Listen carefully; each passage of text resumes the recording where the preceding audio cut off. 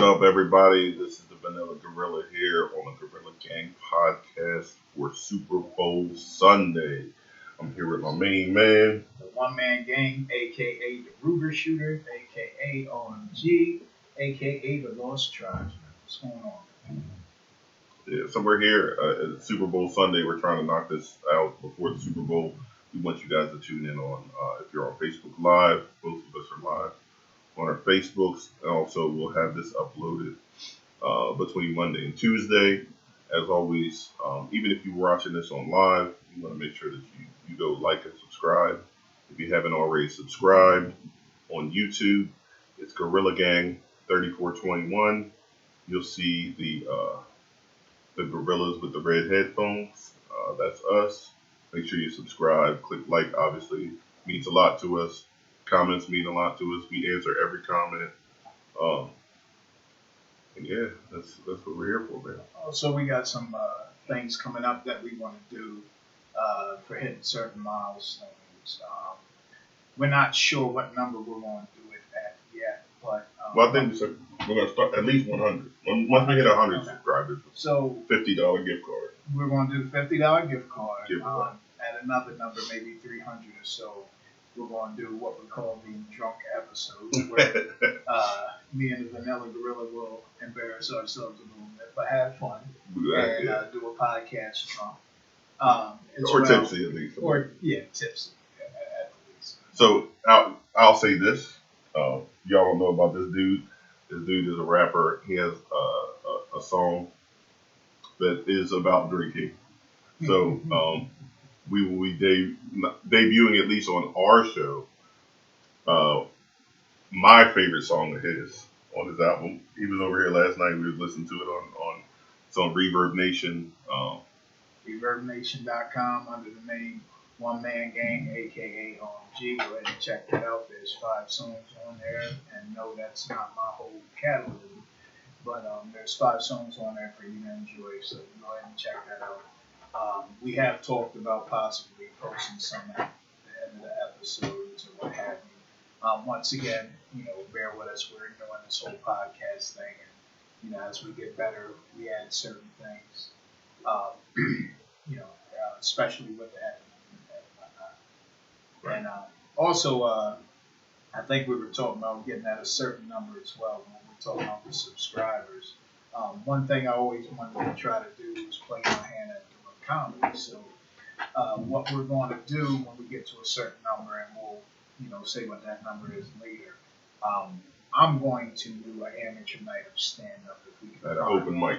At an open mic, and I'm going to have the Vanilla Gorilla recorded, and we will post that on our page. It's just a lot of fun things that we want to do. Like I said, we want to be very interactive with this podcast and the comments and whatnot. So we want to keep you guys entertained. This is your show. We do it. We have fun, but ultimately this is your show.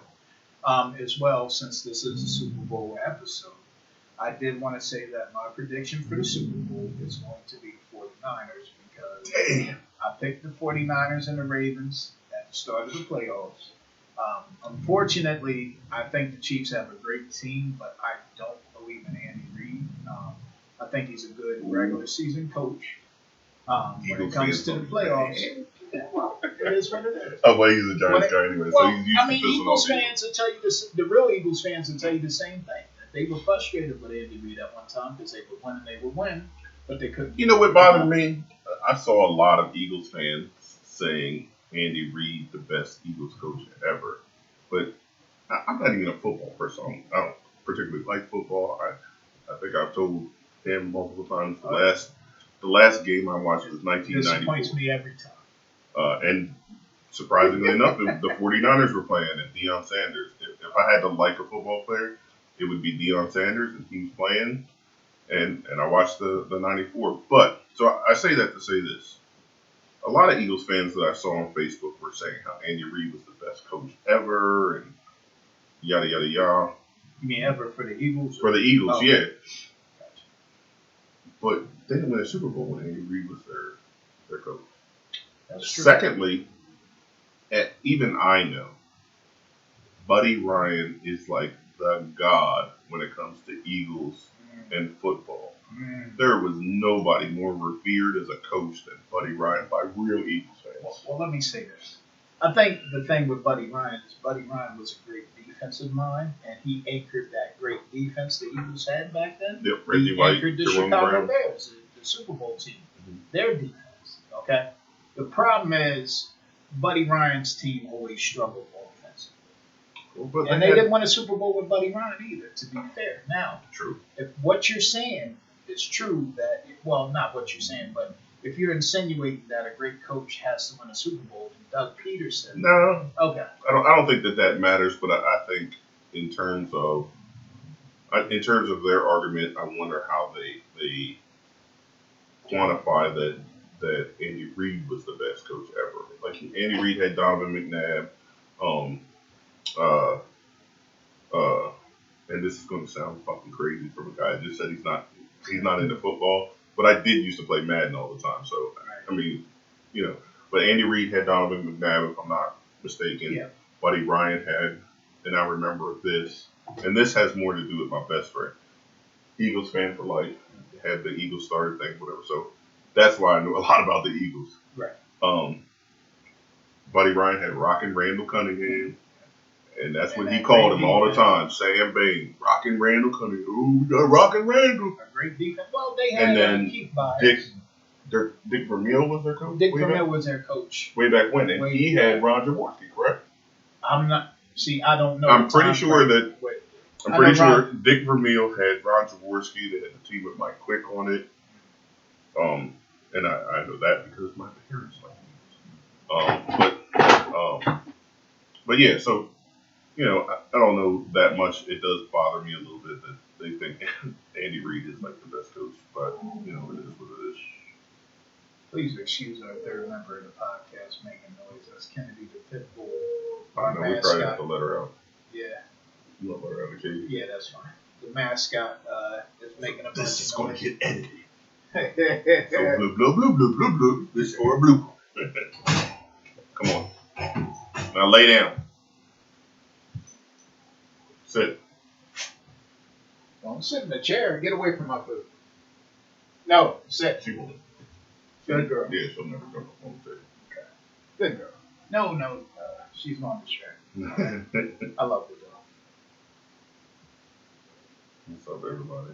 So anyway, back to that. I will say this as well. Mark just predicted 49ers. My son, I don't watch football, but my son, Carter, Del Casa Wrestling, he wants Kansas City to win. So I picked the 49ers just to be antagonistic towards my son. So. Speaking of your son, real quick with the wrestling thing, he had a big achievement yesterday. Oh yeah, so my son won his weight class at a tournament down at Polytech yesterday. He placed first. It's an achievement because he's only been wrestling a year. A lot of kids that wrestle start wrestling 4, 5 years old, 6 years old throughout their youth. My son literally just started last year. Nothing he's more passionate about, and I wish that I could go back and have him involved in wrestling from an early age, because I'm gonna tell you now, kids of Henry, he'd have been the state champion. Oh, and I will say this. Let me say this also, since we're talking about family. I want to congratulate my nephew CJ. Undefeated season in football for Hodgson Division I state champs. And more important than that, every interview I ever saw him do, the level of humility was more impressive than the achievements that he did on the field. I literally went the other day on Wednesday. I didn't even tell you this.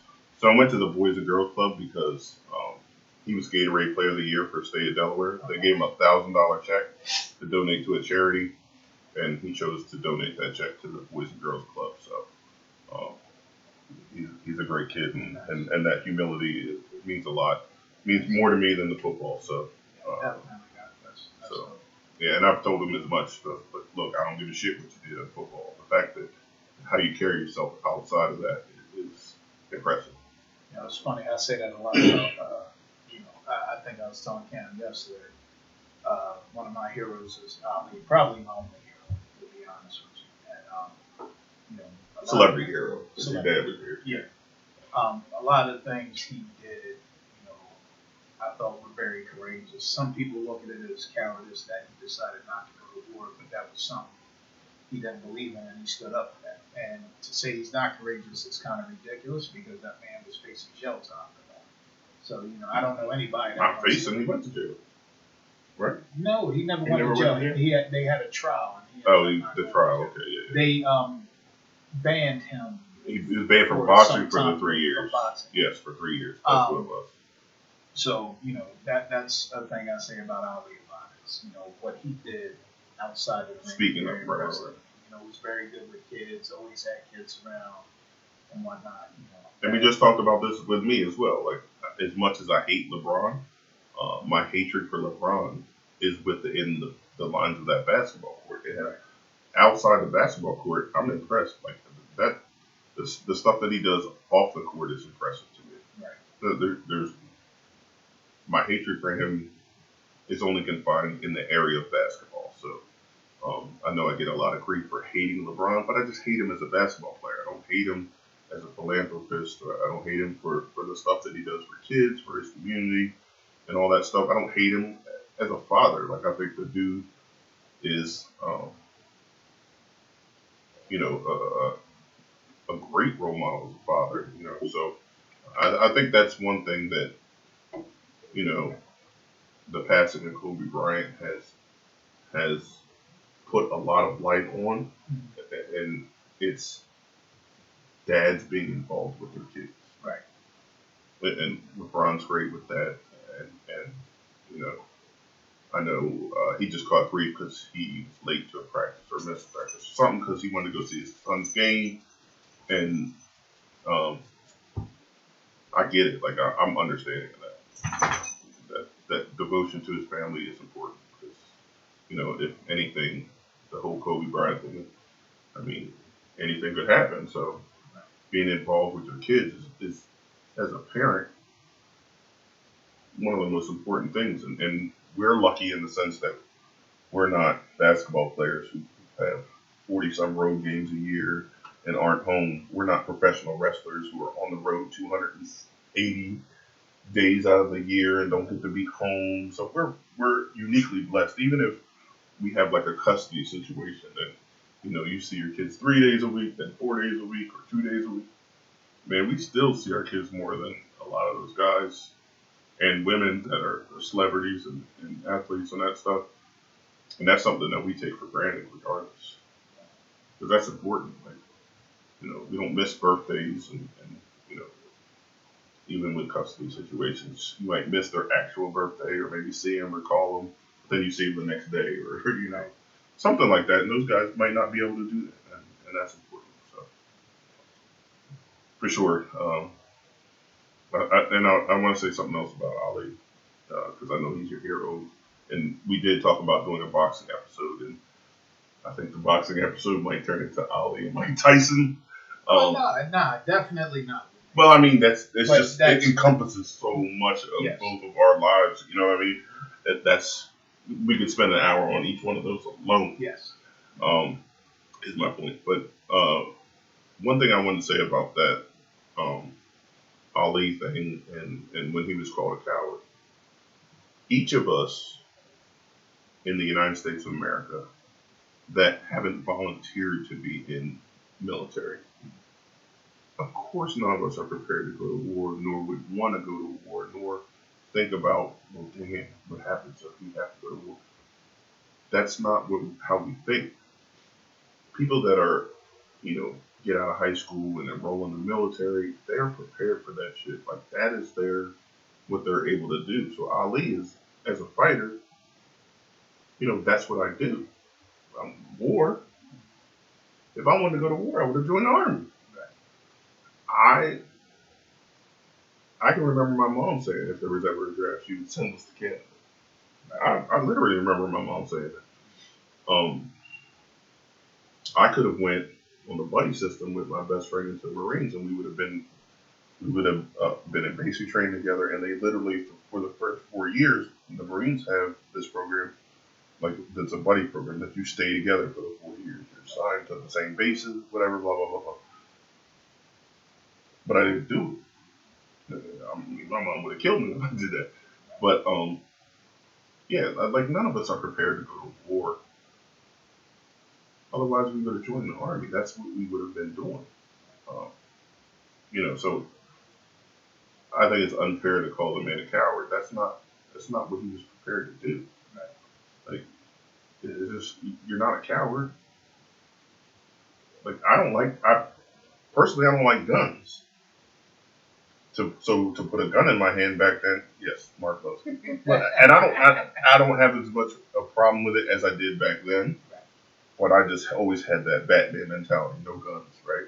Just stay. And the world was different back then. Most of the time, we were fighting, not pulling triggers, which is completely different. But I think, uh, I would have never been able to see myself as an 18, 19, 20-year-old pulling the trigger of a gun for any reason. So yeah, that would have been a mess for me. It would have been hard if I got drafted because right around the time I graduated from high school, we went to Iraq for the first time. It was 91. Yeah, right when I graduated, we invaded Iraq for the first time. And then 2 years, 3 years later or whatever, we went back. But well, no, that was 2000. We went back. And salute to all the troops out there. We appreciate what you do, definitely.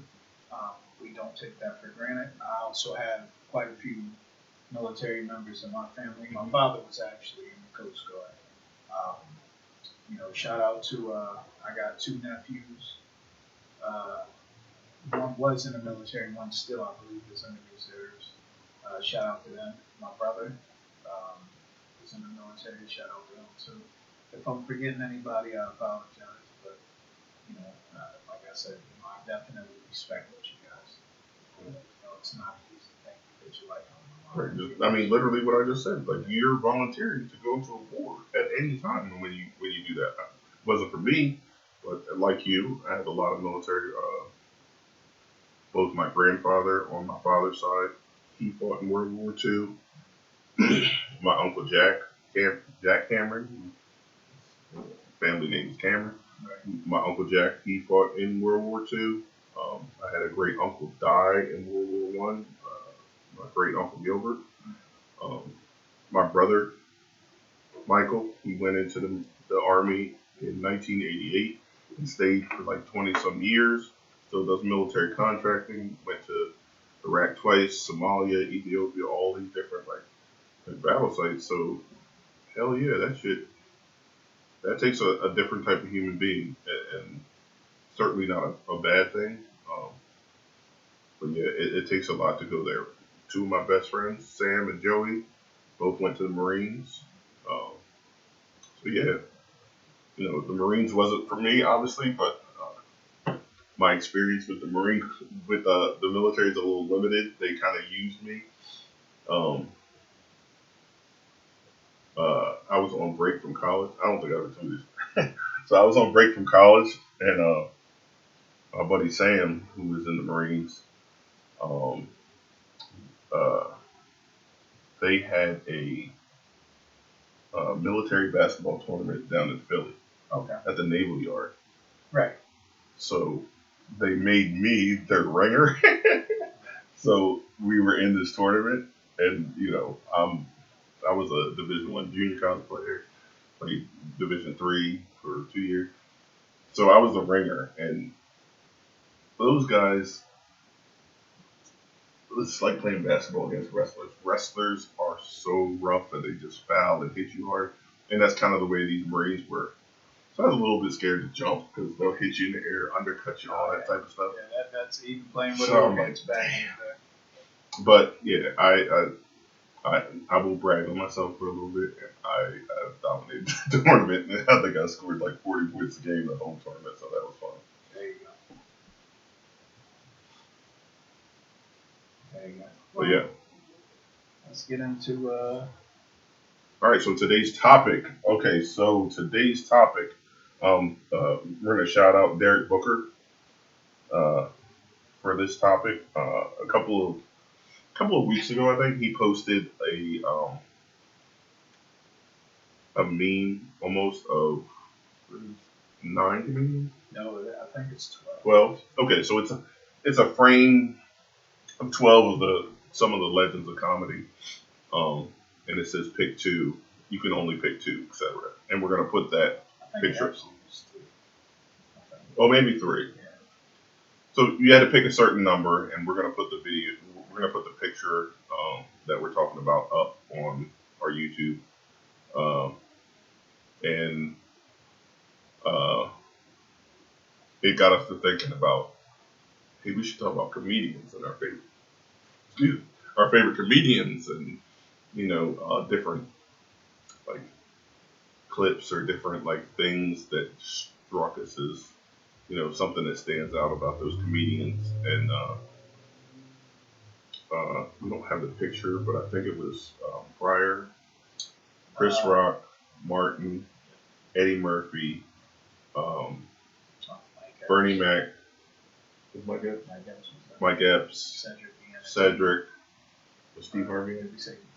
No, Dave Chappelle. Dave Chappelle was on it. Cat Williams, Robin Harris. A lot of you may not know Robin Harris, but he was on the. I don't know. I can't remember. Yeah, I can't remember everybody. I can't think of it. There's only two more, but I can't think of them. I know that my picks. Hold on, let me pop off this list. Let me get off live because I think I have it. My picks off of this list was Dave Chappelle. Okay, so Chris Tucker, Kevin Hart, and Kevin Hart. Yeah, so those were the ones that were on there. So all those comedians plus Kevin Hart and Chris Tucker. Yeah, my favorite three. Yeah. So was Dave Chappelle, Richard Pryor. Oh, they had to perform at a party. That's what it was. You can only pick a certain amount of them to perform at your party. Right. And I either picked Martin or Eddie Murphy as the third. I can't remember which one I picked, but I'll go with either one of those guys because, I think they're funny. But to me, Richard Pryor is the greatest comedian of all time, in my opinion. It's funny, I've had this conversation with a nephew of mine who's only basically 2 years younger than me. And, the way he talked, he respects Richard Pryor, but he feels like Richard Pryor might have been a little old for him, I guess. You know what I mean? Like the time frame. Sometimes comedy doesn't translate well over time. So Richard Pryor to me was the funniest comedian ever because he was not scared to tell a story. He was wide open. How bad it made him look. Completely transparent.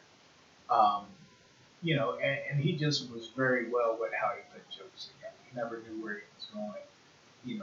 I think his craziness wasn't an act. You know what I mean? I think it was very real, but for some reason, it's almost like the name of the Kevin Hart special. Yeah, but it was Laugh at My Pain. That was pretty much Richard Pryor's style of comedy. Mm-hmm. The movie JoJo Dancer, for that matter. Based around where he had set himself on fire, drunk all that alcohol. Set himself on fire. I thought that was cocaine, though. It might have been cocaine, yeah, but I think he drunk the alcohol. Though. Yeah, it was both. So he was drunk and he was high. Which wasn't a weird thing. I don't know if you ever read Pam Grier's book. I was just talking to Cam about this. Pam Grier and Richard Pryor did date. Pam Grier had wrote that Richard Pryor would get so high on cocaine that when he would have sex with her, she would get high. That's high. Richard Pryor had an issue with cocaine, but nonetheless, in the comedy world, we definitely love him. I never particularly looked up to him as a role model or anything, but he just as far as making you laugh. Now, Dave Chappelle. And listen to his. Just because I'll go with Richard Pryor, just so my experience from Richard Pryor. I think if you go just even to the roots of his story, how he kind of grew up in a whorehouse in Chicago. Yeah, he's from. He's not from Chicago. He's from Peoria, Illinois. Right, but I don't know how close that is to Chicago. Right. So I mean, he literally grew up in a whorehouse. His mom was a whore. He talks about that. He makes jokes, like part of his jokes and all that is him growing up in a whorehouse.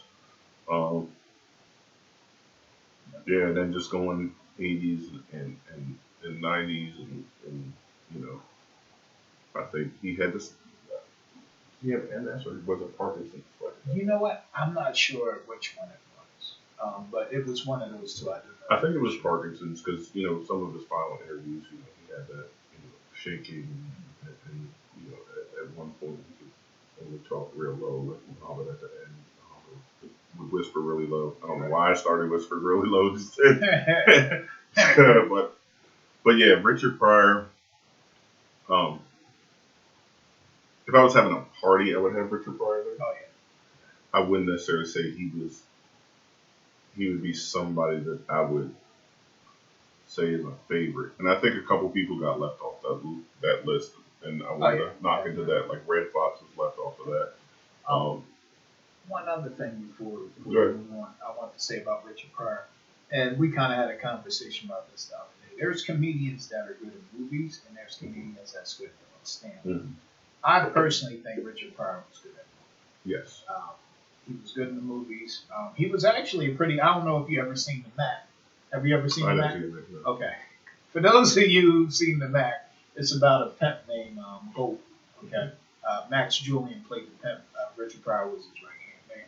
Now, Richard Pryor wasn't the comedic in that movie. He actually was kind of serious in that, and he did a pretty good job with the serious acting. Not that he had a bunch of lines or anything in it, but you know, it kind of showed a little bit of range because, of course, if you hear about Richard Pryor in a movie you never saw it, you're going to automatically think that it's a comedy. You know, so Richard Pryor, you know, could play that serious role, which he did here and there. I mean, you know, and he could do the comedy on stage, and he could do the comedy in the movie. So you know, I just think he was very well rounded as an entertainer. You know, not just a comedian. Well, my first exposure to Richard Pryor was literally Superman 3. That's the first time I ever saw him. The first time I ever heard him. Gus Gorman. He was great in Superman 3. The story might not have been the best and all that, but he was great in Superman 3. And then as I got older, you know, I think I saw, what was it, See No Evil, Hear No Evil. I've literally only seen two of his movies. But I agree, like in the movies, he was always, oh no, I'm sorry, I saw Harlem Nights. Okay. I've probably seen, I don't want to say all his movies because, you know, that. The majority of them. Yeah, Bustin' Loose, The Toy, Brewster's Millions, which you talked about. Mm-hmm. Oh yeah, Brewster's Millions. One of my favorites. See No Evil. We were just watching a scene from Stir Crazy. Remember when he said, "You're a little too bad, ain't you?" Yeah. You know, we were. When they're walking through the jail cell. Yeah. You know, and he had that great relationship with Gene Wilder. Was it Silver Street? Yes. With Gene Wilder, if I'm not mistaken. I don't know if they. Well, See No Evil, Hear No Evil. I think those are the only three movies he did. And you know, pretty much all of those. I don't remember See No Evil, Hear No Evil. It kind of fell to the wayside, but the other two, Silver Street and Stir Crazy. Yeah, so Richard Pryor was blind. Gene Wilder was deaf. Yeah, I do remember that. It was something about, I don't know, but I remember going to see that in the movie theater. But oh, matter of fact, I'm sorry. Bustin' Loose, right? You talk about him being blind. There's a scene where his bus broke down. Cicely Tyson. Bustin' Loose was the one with the kids, right? Yeah. Yes. So I've seen parts of that. I haven't seen the whole thing. So the KKK, his truck broke down, and there was a KKK around, right? So he acted like he was blind the whole time. Oh, wow. Like he couldn't see him. But that was funny. Bustin' Loose was a good one. So which one is Stir Crazy? I thought Stir Crazy was. Stir Crazy is the one that somehow they end up in the jail. I haven't seen it in a very long time. But they had to do something, I think, for a warden in order to get out. Okay. So that's. Lori, I don't know if you're still watching. Do you remember Stir Crazy and the whole storyline? If you could chime in, I greatly appreciate that. Yeah, I'm sorry. You were. No, go ahead, because I mean that was enough of Richard Pryor. Like I just wanted to go on my tangent about Richard Pryor.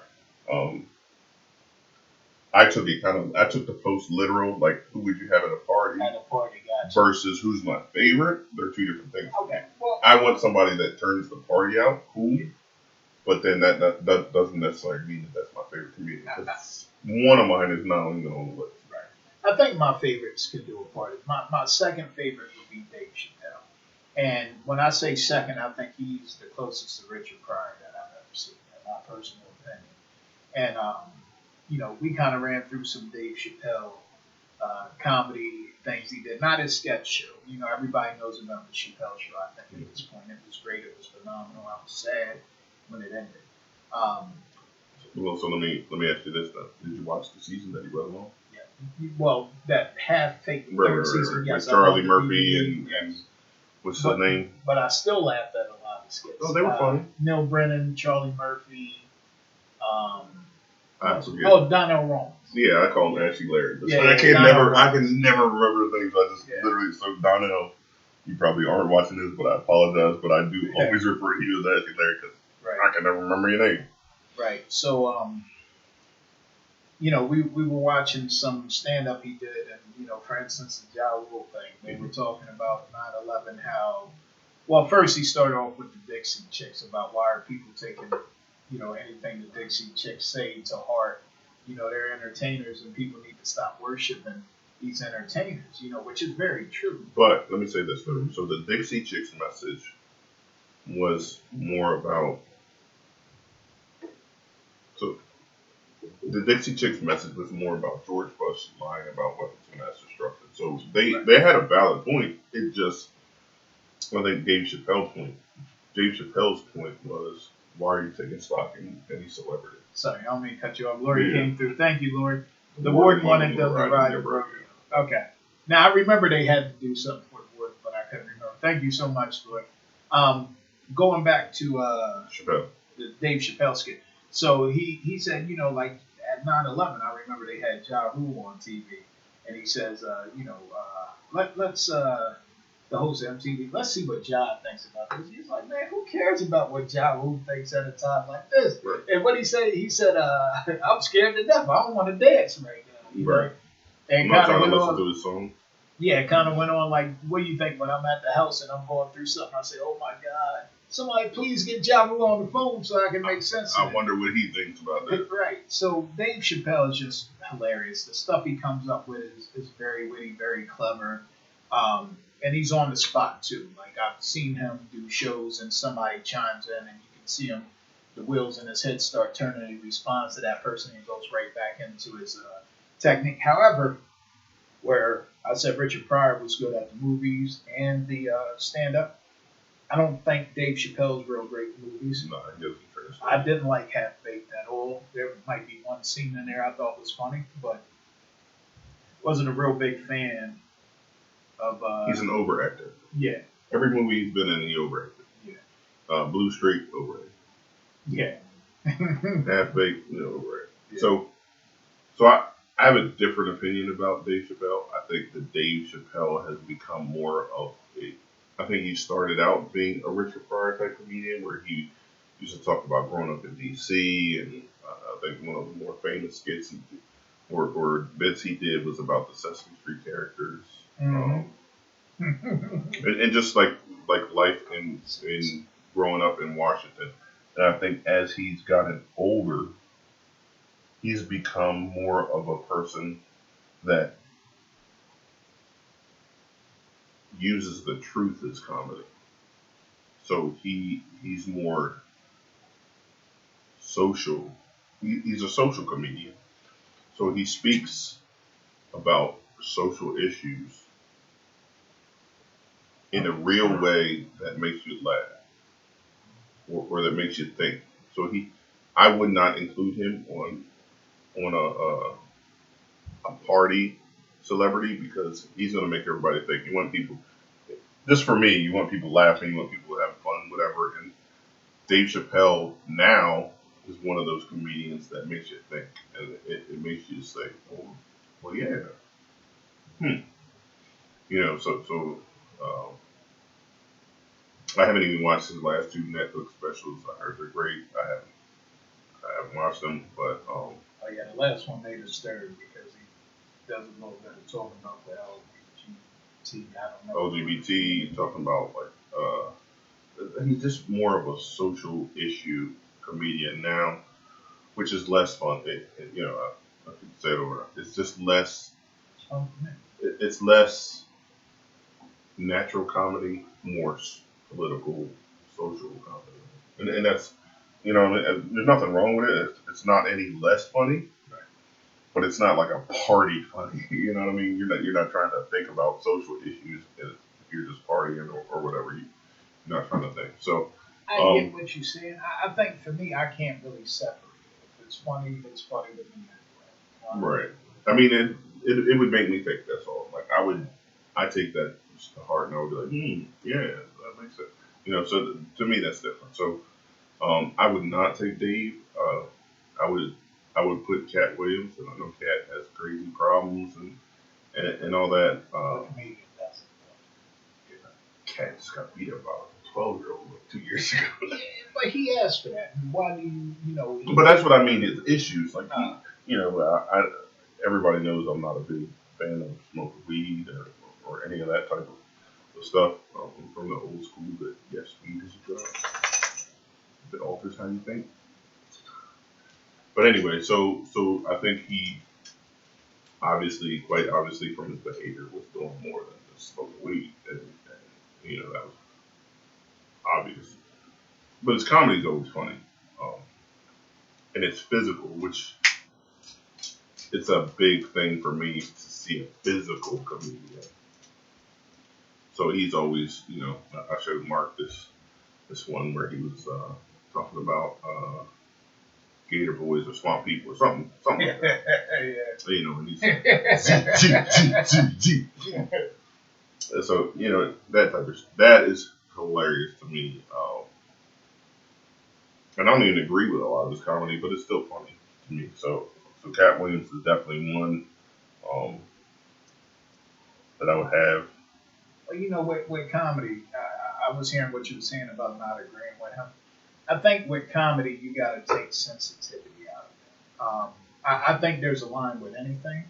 However, I think people have gotten way too sensitive with comedy. You know what I mean? Like, there are things that can be said that are offensive. We're just thinking you don't agree. Yeah, exactly. So, like I said, when he talks about weed, that's not necessarily a topic that, you know, gotta smoke weed. If you ain't smoking weed, you ain't got a job. I don't know what you're doing. Or talking about getting high and all that stuff. Like that's not something that appeals to me. I'm like, why? And then he has a bit about atheists, and if you don't believe in God, I don't know what the like.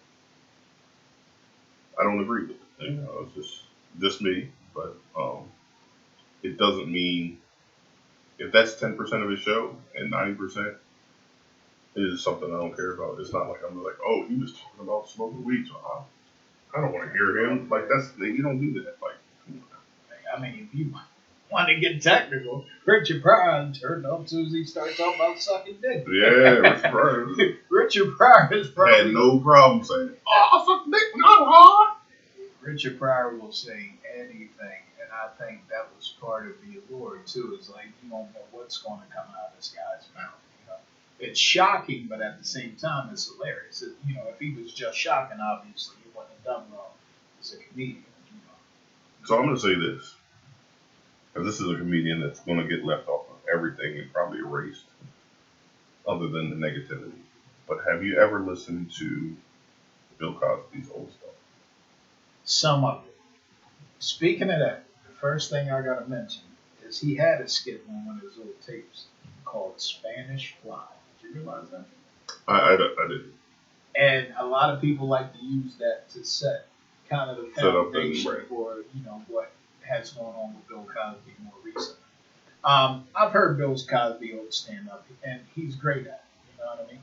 Oh, you made me think of another comedian. I'll hold on to that. Just remind me to bring him up. So Bill Cosby, I remember I had a tape when I was in college, and I would listen to it, and he had a bit about Fat Albert. He said Fat Albert had a car. He had I think he was talking about he had a 62, some type of car that he put a Cessna airplane engine in. He said an old fat Albert, man. He turned on that car.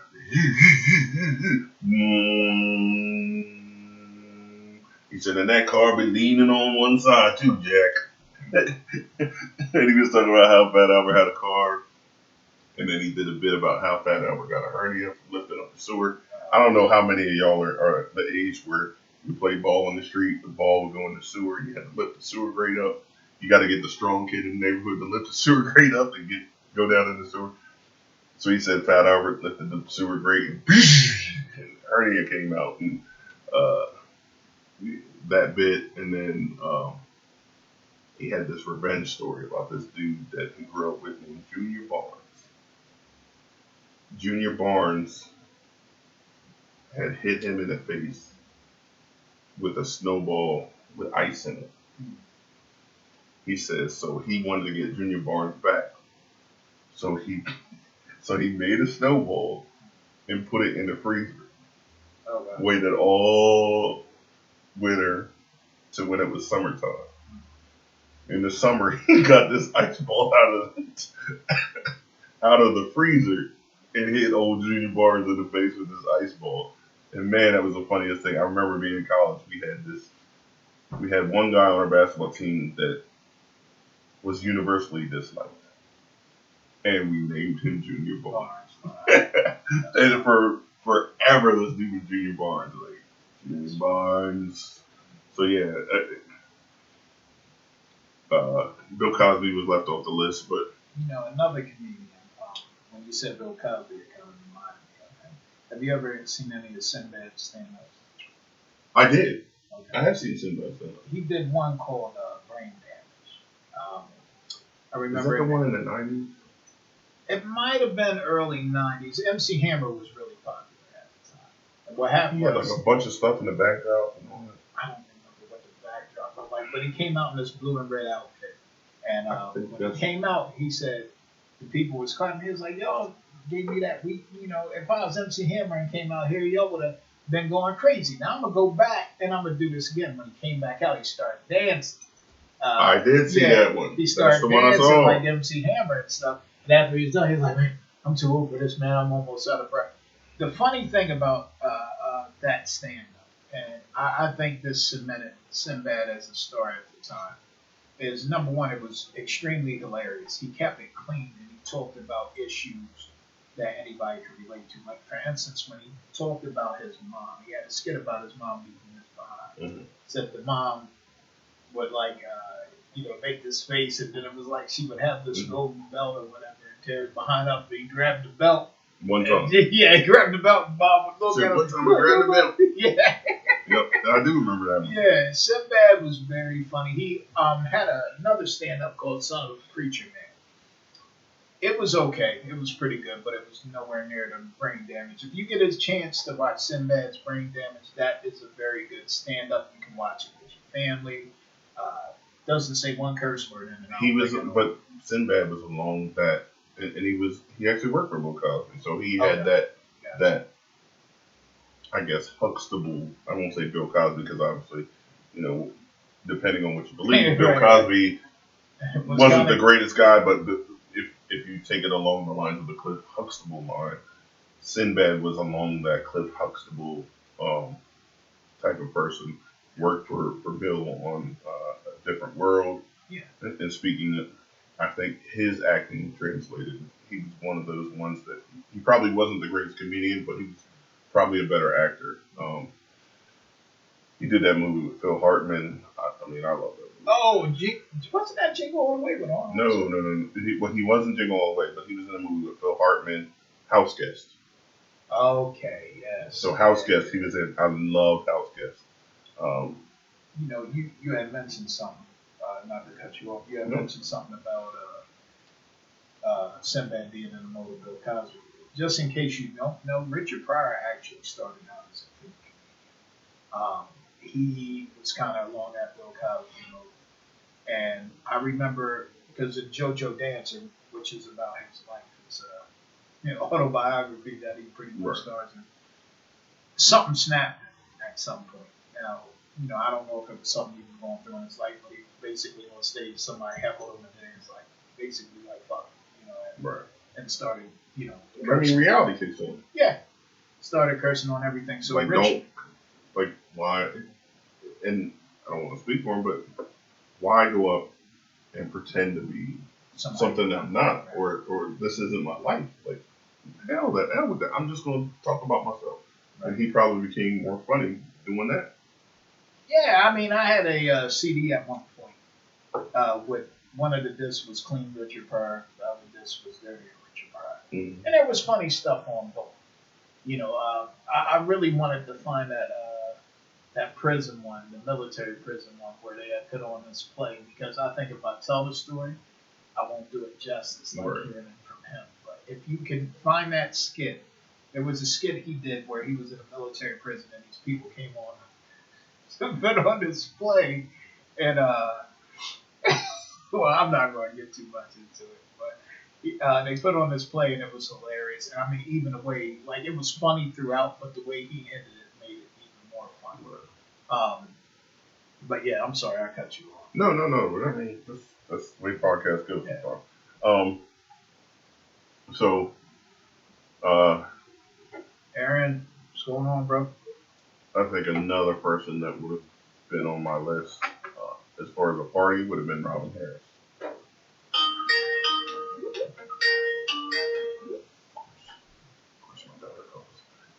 Robin Harris would be on my list, and shit.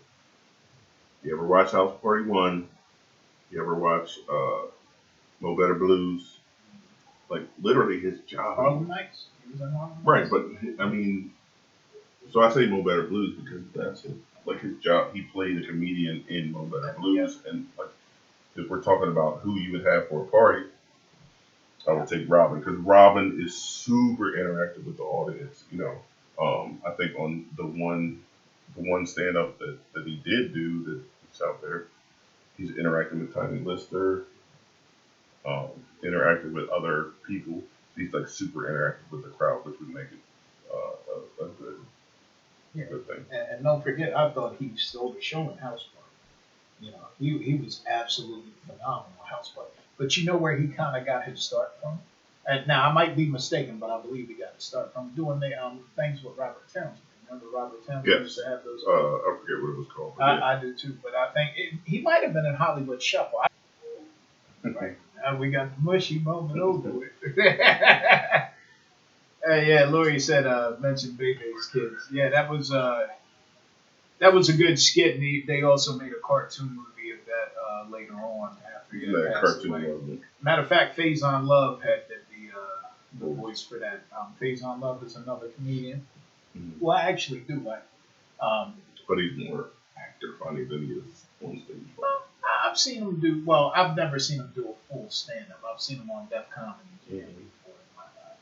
So he did a set. Yeah. But that's the same. That's the same.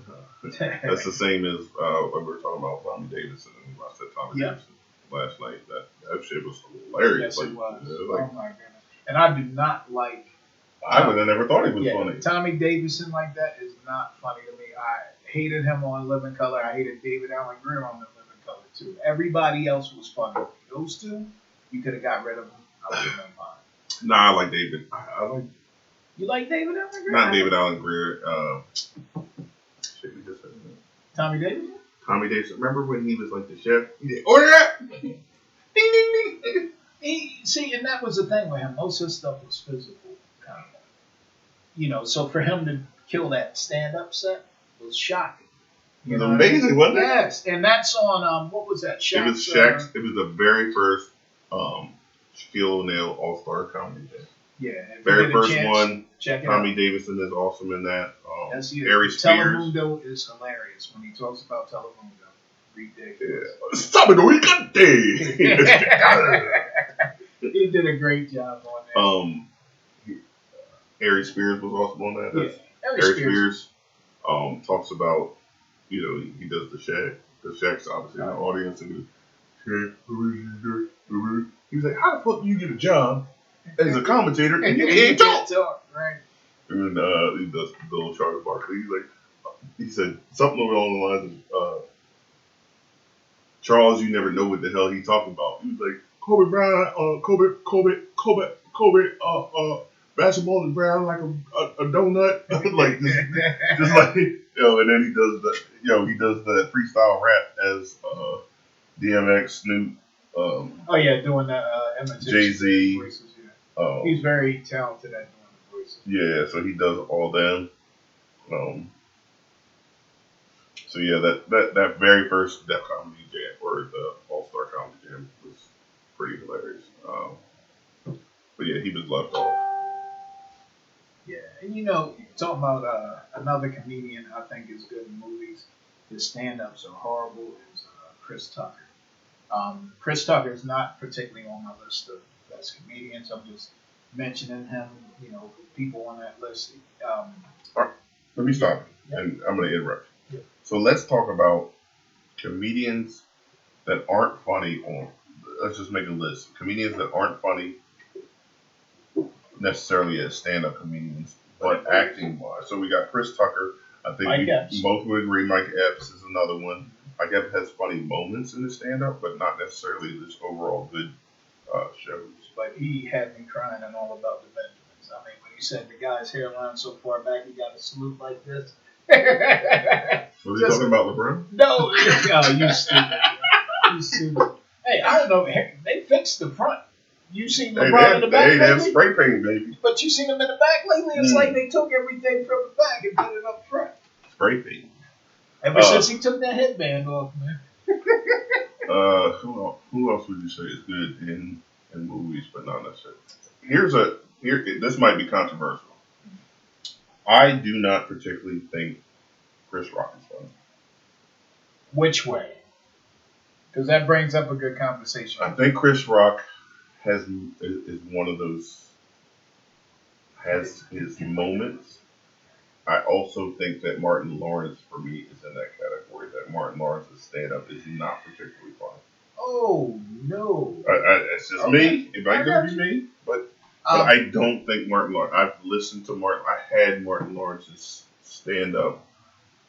I don't remember the name of it. I do know he wore the whole leather suit. He's so crazy. He's so crazy, whatever. Yeah, he's so crazy. I think Martin Lawrence, his comedy is better translated on TV or movies than it is on stand-up. I take Martin with both, personally. But when you said Chris Rock, I think Chris Rock's a terrible actor. Horrible actor. You can tell he's a Saturday Night Live. He's still on Saturday Night Live when he's doing the movie. He looks like he sneaks a peek at the camera when he's acting on film. And you can edit that out, which is funny to me. However, I do find Chris Rock stand up funny, but it's not funny to me like I'm laughing out loud. It's funny because he's talking about real life issues and real things, and I relate to them. So yes, I will giggle at him. But yeah, if you're talking about belly splitting like Dave Chappelle, make me fall on the ground sometimes. But Chris Rock, no. Yeah, I think Dave Chappelle and Chris Rock are along the same lines with me. Yeah, but I mean, for Dave me, Chappelle's actually funnier. That's the difference to me. It's Chris. I don't know that I laughed that much at Dave Chappelle's stand-up more than, like I said, it's something that is relatable and interesting than it's something that I laugh at. But that's just me. I think that Dave Chappelle's better split at times, just for me personally. And like I said, Chris Rock is. But that so I'm going to interrupt you. What you just said makes sense because you have literally said a couple times within the last couple of days that I'm funniest and I'm angry about something. Yes. So it's the same with Dave Chappelle and Chris Rock. Right? Yeah. That's what entertains you, and that's why they're more entertaining to you than necessarily to me because it's the same type of comedy, the same shit that you think that I'm hilarious when I'm passionate and talking about LeBron or Donald Trump or whatever the case may be. When I'm passionate about something, I get funnier because I'm angry. Right. And then the humor just comes out. Right. Right. So I definitely understand why you think Dave Chappelle and Chris Rock have that, that funny thing because they have this real comedy. It's not, like Cat Williams talking about swamp people type shit or the Dikembe Mutombo. Yeah. That was fun. But, I think when you talk about somebody that's good at both, and I think I know you're going to disagree with this because we kind of talked about it. We got to make our chest with you too. Oh, Um, we didn't talk about right. that. So, We'll do it after this. spoiler alert. Cedric the Entertainer. I think he's good at acting. I think he's funny at stand up. Now, have you seen a lot of his stand up? I thought he was great in Kings of Comedy. Did you see Kings of Comedy? Peace. I thought him. I've only watched Kings of Comedy for Breakneck's part. To be honest. Honestly, I don't like Steve Harvey. Me either. I'm not a big fan of DL Hughley.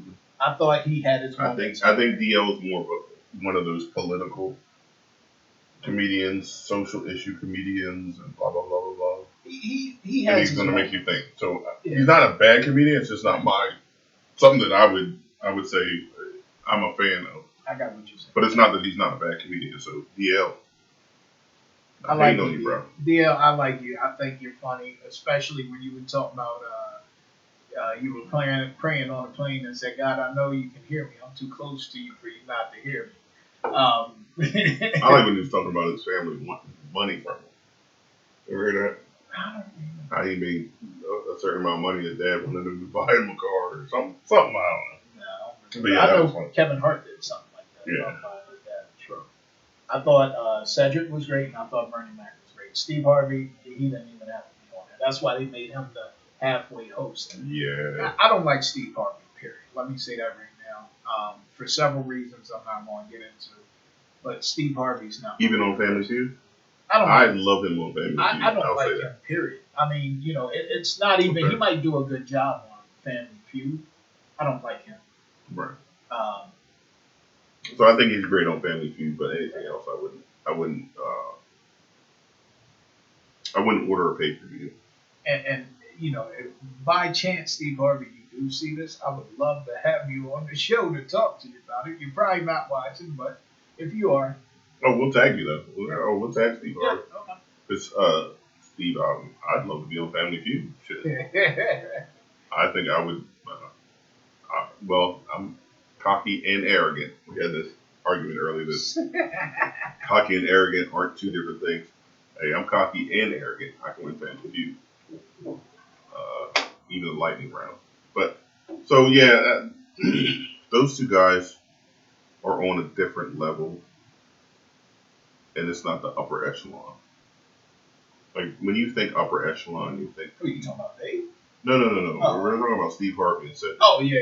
They would be on that middle level. I think Chris Rock, Steve Harvey, Cedric, Robin Harris, and that's only because he Didn't have the time. short-lived. He was only like 38. Yes, he was very I young. thought he was older than me though, Yes, bro. very young. Like I didn't know he was that young at all. Bernie Mac is in that mid level. Yeah. I thought Bernie Mac would be kind He wouldn't. I don't think Bernie Mac is on the Cat Wings. Kevin Hart, Richard Pryor, Eddie Murphy. I would take Bernie on the cat first. But I think again, Bernie got shortcut, Yeah.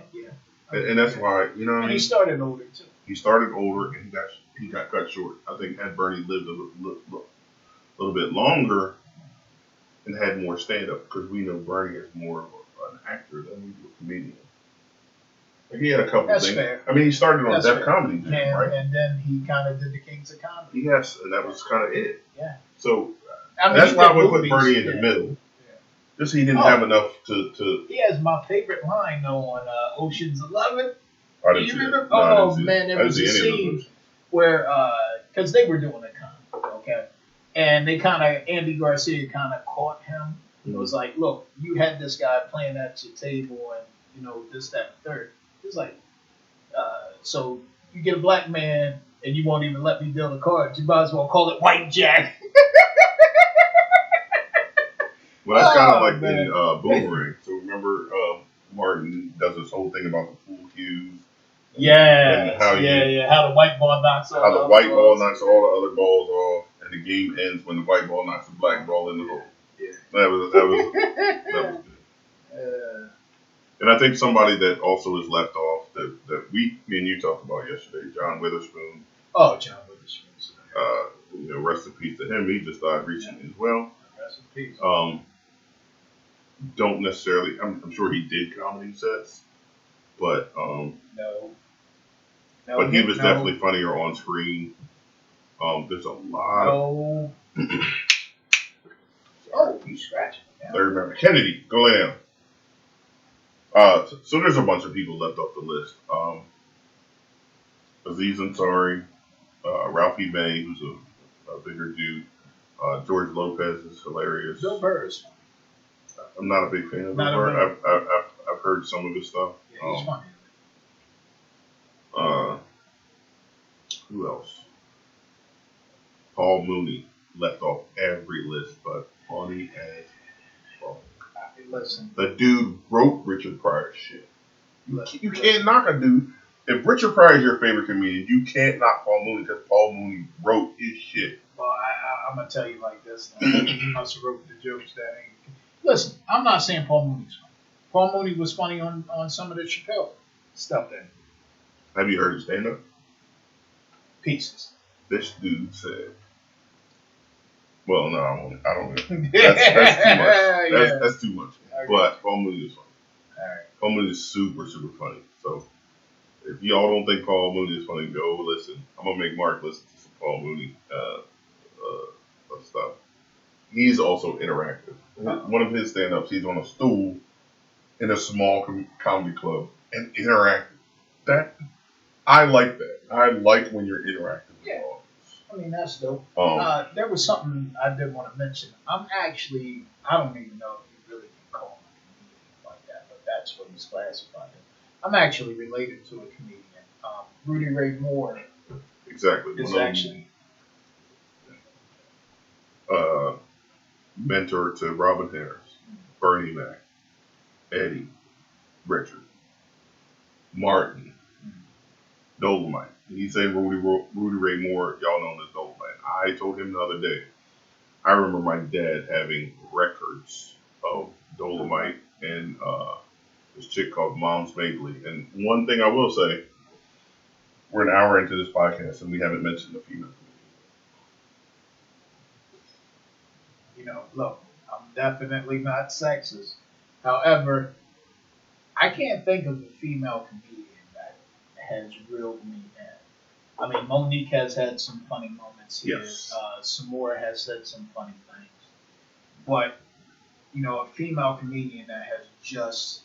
I got one. I was never a Whoopi Goldberg. I got one. Okay. Della Reese. I never heard her. And you probably didn't listen to a whole thing. Della Reese, Mom's Mabley. I don't know what Mom's Mabley's real name was or anything, but I do remember being a kid and my dad had those records in the garage and we listened to it. And she's nasty as shit. She's filthy. You think Red Fox back in the day is filthy? Mom's Mabley, woo, she is filthy. Red Fox had an album. And she got a gravelly ass voice like Fred Sanford, and yeah, she's filthy. But yeah. Red Fox had an album called Wash Your Ass with the horse ass in front of his face, and he's doing his face like that. Yeah, Red Fox was. Yeah, I like Red Fox. But Rudy Ray Moore was, on the. Rudy Ray Moore, I have listened to so much of him, and to be quite honest, there on that Baby's Kids album, Robin Harris steals shit from Rudy Ray Moore. There's literally exact word for word jokes that he took from Dolomite. Well, Rudy Ray Moore stole a lot of his jokes from a poem. Yeah. You know what I mean? So, and that's, I don't even But it's know. not something that you would, we're not going to, we can't listen famous. and see it. So that might be, it might be a story, it might be true, who knows, whatever. But I don't know if I got it out, but that's my father's cousin, which makes him, I guess, a second, third cousin. I think that, second cousin. Well, it depends on how he was related as a cousin to your father. So you won't keep doing that. I never met him, so I don't have like a personal relationship. However, my father knew. Another comedian that we can talk about is Eddie Murphy. Can't have a comedy show and not talk about Eddie Murphy. I think my first exposure to a comedian in a comedy show in life was Eddie Murphy Raw in 1987. I would have been 13, 14 years old.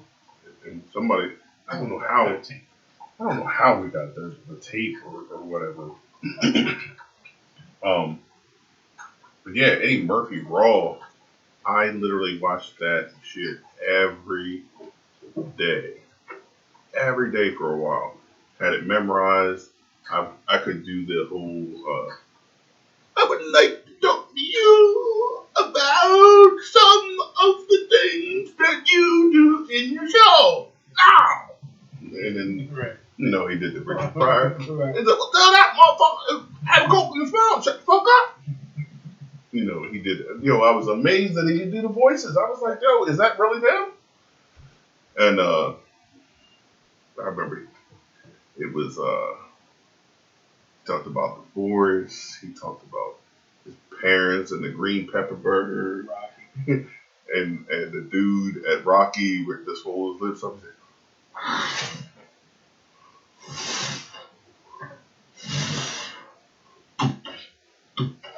And he just was able to do so much with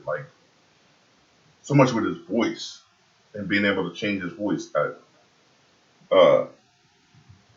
One of my dreams, if you asked me what a dream job for me would be, um, I would say number one, I've always wanted to be a voiceover actor.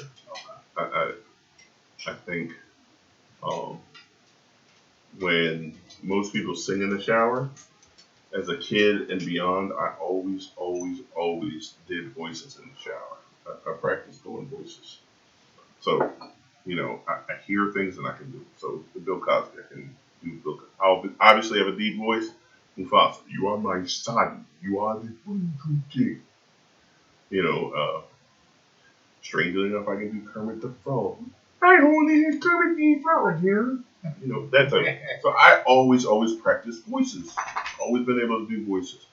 I could do a lot more, like Macho Man Randy said. Oh yeah, Hulk Hogan. It's funny. I need you for a song. Okay. I'll talk to you about it later. So I've always been able to do voices.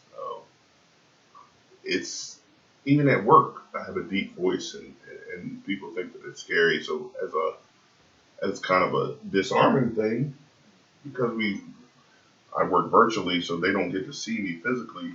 They can only hear me. I do a disarming thing where I'll do the voice, like I'll do the Mufasa voice, or Kermit the Frog, or some other voices I can do, and yeah, that's always been my dream to be a voiceover actor. So, John Osi, what's up, man? Long time no see.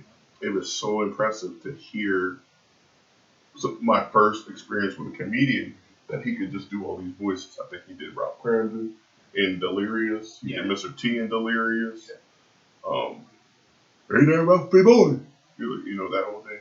Norton, I'm gonna bend over, and when I do, that type of thing. And hilarious thing. Mr. T was. If I had a hero growing up, it was Mr. T. Mr. T has always been my hero. He's always been my idol. You talk about Michael Jordan being my idol. Nah, Mr. T was always my idol. I used to practice the angry face in the mirror. Always wanted to shape my head like Mr. T. Wasn't necessarily a fan of feather earrings or the gold, but and then just Mr. T is left-handed like I am. He unfortunately got cancer. Had a lot of issues with cancer and had to fight cancer. But positive with the kids, all that stuff. So very, very positive. That's one thing I don't think he gets credit for. No, he doesn't. He doesn't get credit at all. He loved his mother. I don't think he talked about much else. When he gave his WWE speech, he went on about his mother so much they played the cutoff music and Kane walked out. He looked at Kane and said, "Are they cutting me off?" And Kane went like this. So they even had an 18 episode where it wasn't his mother. It wasn't even his mother that played it, but they literally made an 18 episode based around his mom in Chicago, and like it was like slumlords were like doing something or another with his mom in the neighborhood, and the A-Team had to go and protect. So that it translated even into the A-Team. They did the episode about BA's mom, not Mr. T, but still it was the same principle. And just so you know, as a trivia, comment below if you know what BA for Baracus stand for. and it's not bad attitude. Oh, really? No, it's not. It ain't a curse word. No. BA, comment if you know what BA stand for without Googling. No, none of you better fucking Google this shit. Comment if you know what BA stood for. I'll tell him off the air. I'm not going to tell him on the air because that would be giving away. But when we're done, I'm going to tell him. I wish I had Googled it before the show. But yeah, so Eddie Murphy, you can't go without talking to him. He is, I think Eddie Murphy is the epitome of the comedian because he was able to be funny on a sketch comedy. And He was able to be funny in stand up, and he's been able to translate that into movies. So and that to me puts him at the top. you got to understand too, Eddie Murphy. He only ever auditioned for one role, you know that, and that was Saturday Night Live. Everything else was given to Came him because of that's that. what how talented. It came because of that. You gotta understand, Eddie Murphy in the '80s was on fire. You know, you talking about Beverly Hills Cop, Golden Child, Starting in '83. Coming to America. You know what I mean? And it Coming just to America, both just 48 kept hours. yeah, the 48 Hours. I forgot about that. The movie with Dan Aykroyd, Trading Places. Trading Places was hilarious. It was a Yeah. great movie. You know, And Trading Places might have been the first one. I don't think Eddie Murphy had a bad movie. I think you're right. Not until later on. There were Yeah, some like but in the Holy 80s, Man. I don't think he had one bad movie in it. No. That Well, I can think of. Beverly Hills Cop 1, 2. No, Beverly Hills. No, Cop. not that they were bad. I'm just Oh. saying that those were 80s movies that, again, that you add that to his list. Yeah. No, they weren't bad. The only Beverly Hills 3 was not the greatest movie. No, you can skip them. But that wasn't in the 80s either. That was Right. in the 90s. Right. But, yeah, Beverly Hills Cop 1 was great. he did start doing, like, kind of bad movies. Like, Holy Man Dr. wasn't great. Dolittle wasn't Dr. great. Dolittle 1 and 2 weren't great. The movie with the kids, Daddy Daycare, wasn't the best. You know what movie's funny to me that he played in, but a lot of people don't like it? Is Bowfinger. Have you ever seen it? Bowfinger wasn't that funny. But I then, thought it was hilarious. but then you translate and you start with Norbit. Norbit is literally in my top 10 favorite movies. Norbit of was all. a good one.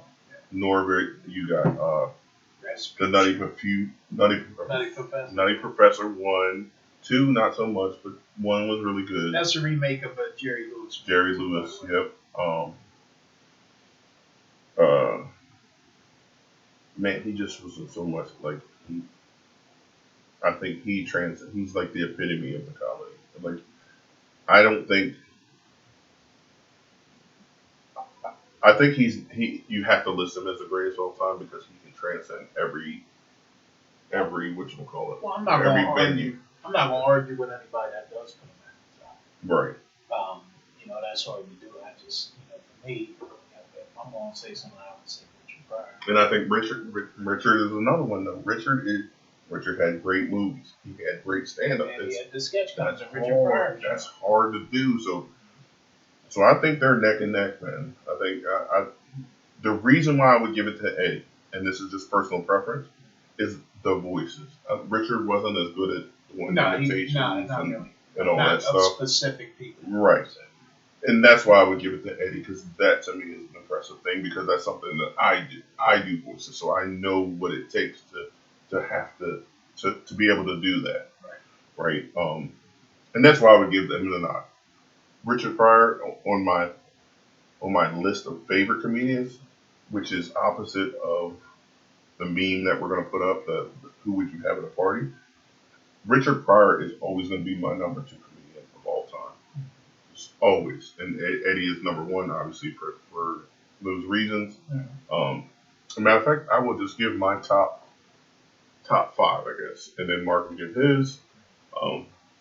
Eddie Murphy would always be my number 1. Richard Pryor would be my number 2. Cat Williams would be my number 3. George Lopez would be my 4. I don't know if you guys have or have not heard George Lopez.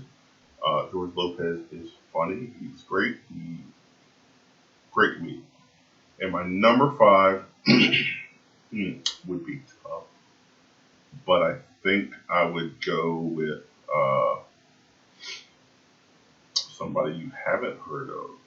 You probably never listened to. Jim Norton, white comedian. Very, very funny. He was on the Opie and Anthony show. If you ever watched Lucky Louie way back in the 90s on HBO at Louis C.K.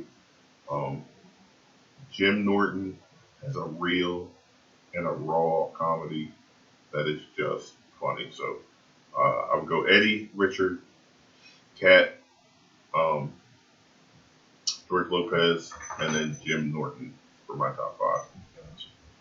My top five is Richard Pryor, Dave Chappelle. I'm gonna go Eddie at the third. Probably get Martin fourth, and at fifth. Fifth is Hardman, isn't it? Yeah, I'm not sure because there's a lot of people I could throw in there. Um, I'm gonna go ahead and get the fifth spot to Murray. I'm Mm-hmm. gonna get the fifth spot to Murray. That's deserved. I like Cedric too, man. I feel like Cedric could take that fifth spot as well. So you wouldn't have Kevin Hart on you? At top So five. where would you rank Kevin Hart?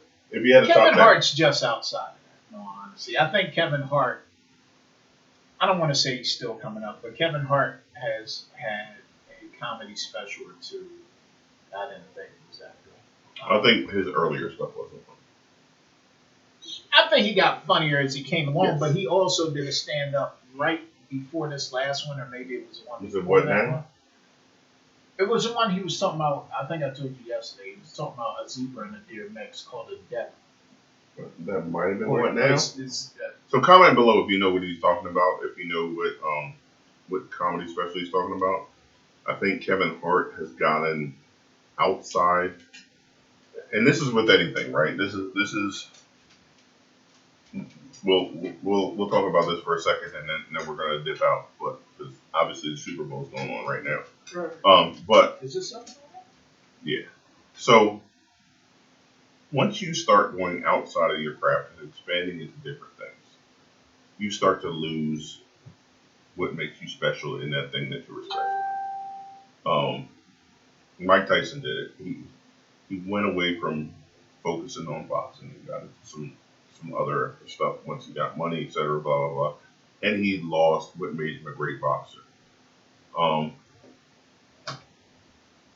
Comedy wise, Kevin Hart has lost a lot of what made Kevin Hart funny because now he's more into acting. He's doing so much other stuff you can't focus on. And I think that's the reason why Eddie Murphy is not doing stand up because he's focusing on acting. And I think that it would hurt his acting if he tried to do stand up and acting. Well, he did. And Kevin Hart is, yeah, he did say Come back. he's going to do one.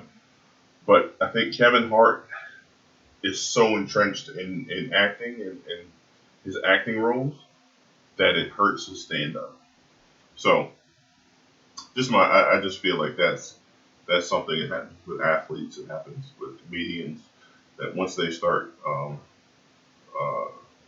splitting their focus, they lose a little bit of what makes them special and what they were actually really good at to begin with. So that's whatever.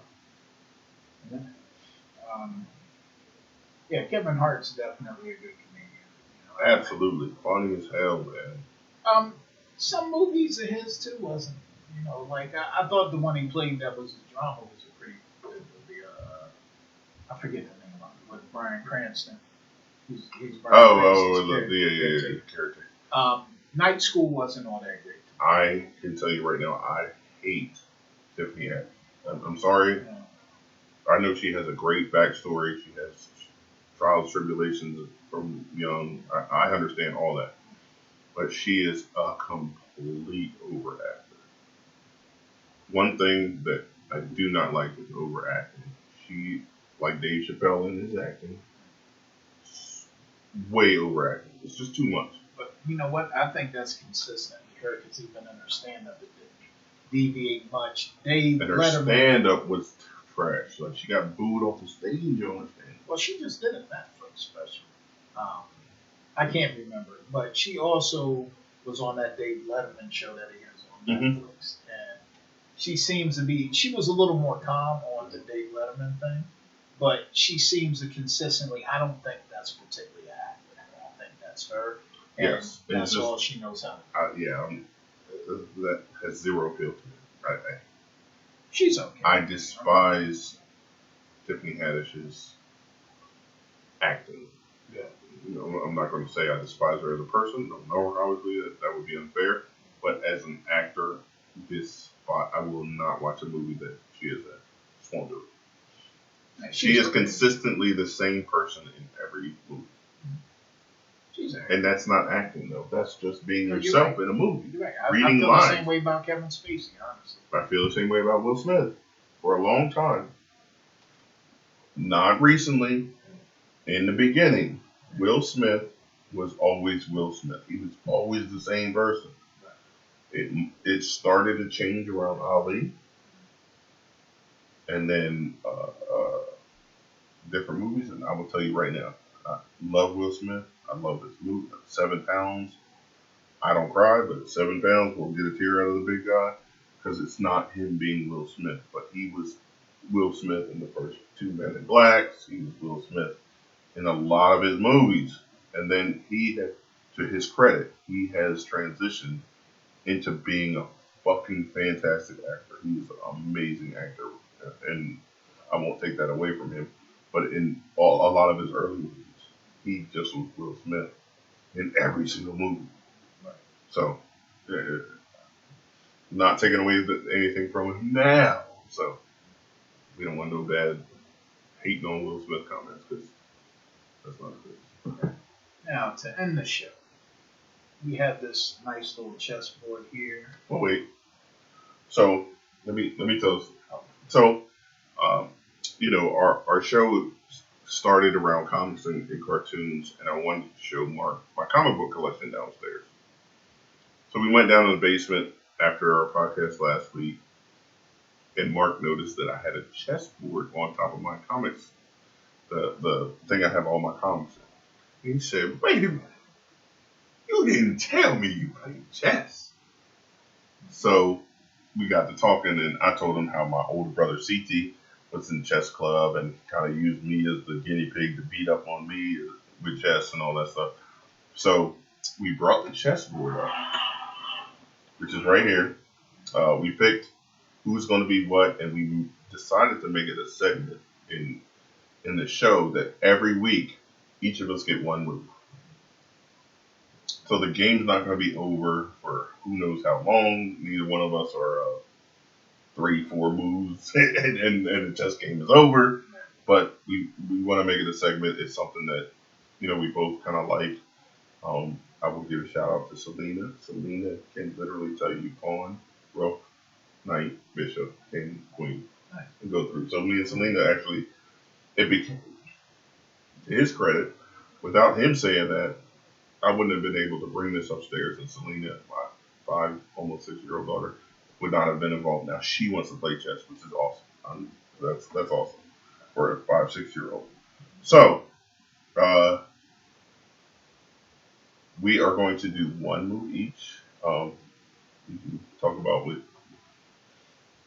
chess. What is your chess backstory? Oh, I have a buddy. Shout out Adam Miller. He got me into chess, and I played it for a while, and I never, at least not good enough to really do anything to help. Never felt like I was progressing and everything. And finally, I downloaded the app on my phone, and every opportunity I got, I played against the computer. Now the computer's hard. I have a question for you when you get done the story. Go ahead. The computer's hard. Yes, very much. I played the Yahoo chess. And I started not beating the computer per se, but I started what do you call that? Doing draw. Right. Draw. Doing It good. wouldn't beat me. I wouldn't beat it. It would stop because so many moves were made when I had to travel. Or you just both had kings on the screen. Nothing. You can't do anything with 2 kings. So I told my buddy I got better. We went down to Booth Corners Farmers Market, and we had some Thai food, and they had a little lounge. We got it's good. Had a little lounge. Had a little lounge that you can eat in. So there was 2 stools, so we sat across from each other, and we played. And people were walking by, who's winning? Do they have chessboard there, or you brought it? No, we brought the chessboard. Oh, okay. Because we're gonna take a picture every week. Because we're gonna put the picture on the video plus want to make sure Mark knows when I beat him, I didn't cheat. So we're gonna have it'll be a picture of it. And he'll wake up. So anyway, I'm not the greatest chess. I'm really just talking shit, but so I am competitive. So I finally beat my buddy for the first time. Matter of fact, it was so bad I didn't know I had beat him yet. He said to me, "I don't think I can make a move." And that was it for me. I'm like, "Oh my god," So we played the next. did he quit or did you beat? No, I beat. Him. So he let you. He didn't let me knock over the queen. Mm. I'm gonna be honest. If he's beating me, he said that I'm knocking over the queen. He quit me before I lose. That's just how competitive I am. I trapped his king, and that was that. We played another game, and he beat me. I made a stupid mistake on that second game, and he even told me. He even gave me the opportunity. He's like, "Please don't do that, man." I was like, "Nah, I already did it." So are you you keep a finger on it? Oh yeah, I do the finger. Okay. Yeah. Okay. Yeah. As soon as you take your finger off, that's the move. Okay. Okay. You gotta know the rules, man. Yeah. Like I play people in Uno. Oh yeah. Uno Everybody. has different rules. Yeah. But If we ever play Uno, I'm telling you, we playing Uno rules, not the bullshit ghetto stacks and all that. Nah, we playing actual Uno. So I beat everybody. that's how I got into chess. He got me into it, and I don't know what my goal was playing it, but getting to beat him was definitely one. So and he was just about as happy as I was, to be honest. It's something to do that's not sitting in front of the TV or you know what I mean? Like so much is lost nowadays because we got phones and we're on Facebook. Like one of the things that I'm doing in February and trying to incorporate in my life is reading. I have all these books I want to read for an hour every day. I am going to start. It's a Star Wars book, but it is still reading. So I'm going to read for an hour every day. I read a lot, but and I have to give you that book. Do not forget. 48 Laws of Power. I've had it, and I'm going to give Mark a choice. I have one downstairs that I highlighted things and wrote notes in, or a brand new one. You can have the brand new one. I want the brand new one because I want to see what I see out. Okay, fair enough. Yeah, so I have a brand new 48 Laws. I think I didn't know that I still had the old copy in this downstairs. So I bought another one, but it's amazing strategy book. It's basically an updated version of The Art of War by Sun Tzu. I don't know if you ever read that. I started reading. It's a difficult read. It's a difficult read. It's really hard to read. What you have to do is you have to get. There's a book that breaks it down the way that the 48 Laws of Power, and it's so much easier to read. But 48 Laws of Power is a really, really rough read because it was written by a dude like thousands of years ago. So of course it's fucking hard to read. Yeah. But yeah, so all right, so we're gonna make this move. Who goes first? Do you remember? White. I'm white. And you're white, so we're gonna move this chessboard. You guys might not be able to see this, but I'm gonna take a picture. Mark's gonna make his move. I'm gonna make mine. Mm-hmm. So he's moved his knight, and I don't know the spaces. I'm not gonna say knight to F5 because I don't know what the fuck that shit is. But he has moved his knight first.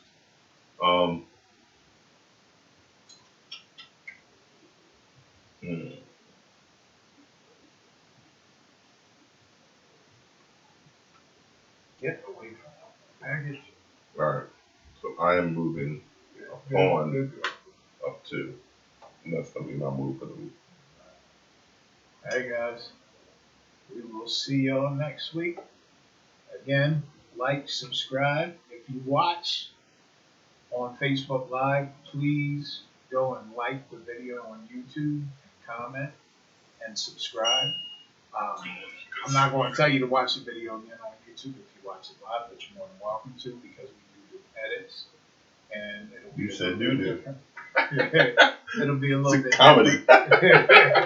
So go ahead and check that out, but please make sure if you watched on the live stream that you go and like, subscribe, and comment. Yeah, most of this is about our YouTube.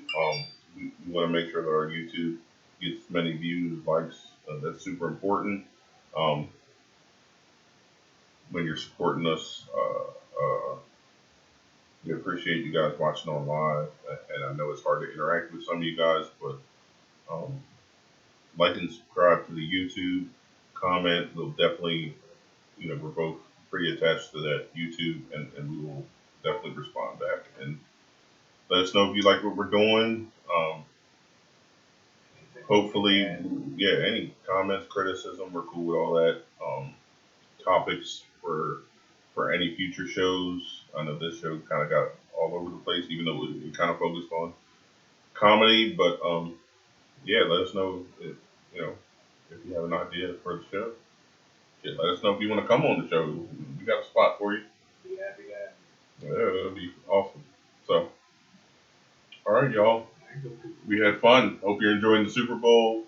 Um, Strangely enough, we both are bucking for the 49ers, so go 49ers. And we'll see you guys next week.